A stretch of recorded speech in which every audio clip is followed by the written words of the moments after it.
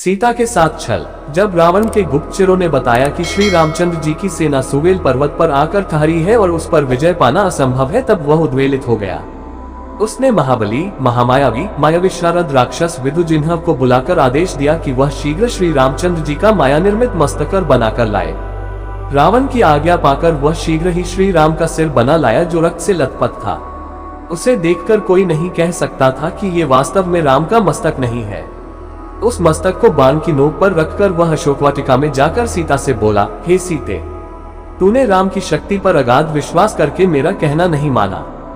देख, राम युद्ध भूमि में मारा गया। ले, अपने पति के मरने का समाचार सुन और इस सिर को देखकर अपने अभिमान पर आंसू बहा। वह अभिमानी वानरों के भरोसे मुझसे युद्ध करने आया था।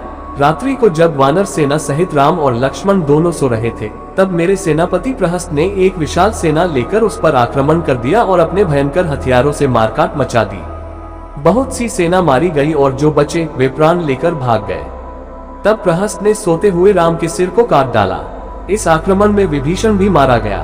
तुझे प्राप्त करने के लिए मुझे ऐसा भयंकर संहार करना पड़ा। अब तेरा कोई आश्रय नहीं रह गया है, इसलिए अब तुझे चाहिए कि तू मुझे पति रूप में स्वीकार कर ले। इतना कहकर रावण ने उस माया रचित सिर को सीता के समक्ष रख दिया।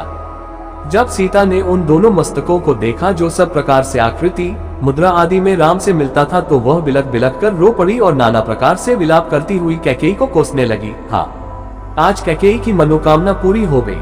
हाँ नागिन, आज तुम्हारी इच्छा पूरी हुई। अब तुम्हारा भरत निष्कंटक होकर राज करेगा। तुमने अपने स्वार्थ के पीछे रघुकुल का नाश कर दिया। इस प्रकार विलाप करती हुई वे मूर्छित होकर पृथ्वी पर गिर पड़ी। जब चेतना लौटी तो वे फिर विलाप करने लगी, हाँ नाथ, यह सब क्या हो गया? आज मैं विधवा हो गई। आप मुझे यहाँ किसके भरोसे पर छोड़ गए? मुझसे ऐसा क्या अपराध हो गया है कि मैं रो रो कर मर रही हूँ और आप चुपचाप देख रहे हैं? मुझसे सांत्वना का एक शब्द भी नहीं कह रहे। ऐसे निर्मोही तो आप कभी नहीं थे। वन चलते समय आपने वचन दिया था कि तेरा साथ कभी नहीं छोड़ूंगा, परंतु आज आप मुझे अकेला छोड़कर चल दिए। आपकी प्रतीक्षा में आंखें बिछाए कौशल्या जब ये समाचार सुनेंगी तो उनकी क्या दशा होगी? कौन उनके आंसू पोंछेगा? हाँ, आज मैं ही आप दोनों की मृत्यु का कारण बन गई। हे नीच रावण, तूने दोनों भाइयों की हत्या तो करा ही दी, अब मेरा शीश भी काटकर अपनी कृपाण की प्यास बुझा ले। मेरे पति स्वर्ग में मेरी प्रतीक्षा कर रहे हैं। अब मैं इस संसार में एक क्षण भी रहना नहीं चाहती। उठा तलवार, कर अपना काम। जब सीता इस प्रकार विलाप कर रही थी, तभी एक राक्षस ने आकर रावण को सूचना दी कि मंत्री प्रहस्त अत्यंत आवश्यक कार्य से इसी समय आपके दर्शन करना चाहते हैं। यह सुनते ही रावण तत्काल उस सिर को लेकर वहां से चला गया। उस समय तक सीता पुनः मूर्छित हो चुकी थी। विभीषण की स्त्री इस घटना की सूचना पाकर अशोकवाटिका में आई। वह सीता की मूर्छा दूर करके उन्हें समझाने लगी, रावण ने तुमसे जो कुछ कहा है वह झूठ है। राम न तो मारे गए हैं और न ये दुष्ट उन्हें मार ही सकते हैं। ये सिर माया से बनाया गया है।